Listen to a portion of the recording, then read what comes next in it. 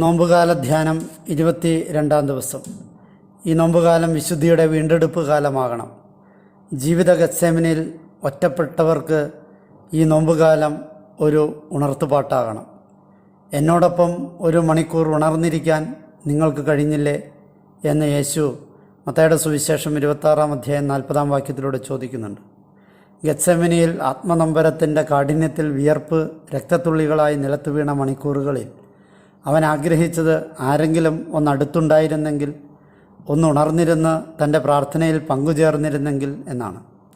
3 ആണ്ട് കൂടെ നടന്നവർ കൂട്ടിരിക്കാൻ കൊതിച്ച് 3 ആവർത്തി തന്നോടൊപ്പം ഉണർന്നിരിക്കാൻ അവൻ ആവശ്യപ്പെട്ടത് അതുകൊണ്ട് തന്നെയാണ്. ജീവിതയാത്രയിൽ പല ആവർത്തി ഗത്സേമൻ അനുഭവത്തിലൂടെ കടന്നു പോകുന്ന നീയും ഞാനും ഏറ്റവും അധികം നൊമ്പരപ്പെടുന്നതും അങ്ങനെ ഉണർന്നു കൂട്ടിയിരിക്കാൻ പ്രിയപ്പെട്ടവർ ആരുമില്ല എന്ന തിരിച്ചറിവിലാണ്. ഗത്സേമനി അനുഭവങ്ങളിൽ കൂടിയിരിക്കാൻ, തളരുമ്പോൾ ഒന്ന് ബലപ്പെടുത്താൻ, ഉണർന്നിരുന്ന് ഒപ്പം ചേർന്ന് പ്രാർത്ഥിക്കാൻ പ്രിയപ്പെട്ടവരെ, സുഹൃത്തുക്കളെ ചേർത്തു പിടിക്കാം വിശുദ്ധിയുടെ ഈ വീണ്ടെടുപ്പ് കാലത്ത്. ഒപ്പം പ്രിയപ്പെട്ടവരും ചങ്ങാതികളും അവരുടെ ജീവിത ഗത്സേമനികളിലൂടെ കടന്നുപോയ നേരങ്ങളിൽ അവരുടെ കൂടെ ഉണർന്നിരുന്ന് പ്രാർത്ഥിക്കാൻ ഞാനും നീയും ശ്രമിച്ചിട്ടുണ്ടോ എന്നൊരാത്മശോധനയും നിർബന്ധമാണ്. എപ്പോഴാണ് മറ്റൊരാളുടെ നൊമ്പര പ്രാർത്ഥനകൾക്ക് ഉണർന്നു കൂട്ടിയിരിക്കാൻ നമുക്ക് കഴിയുന്നത്?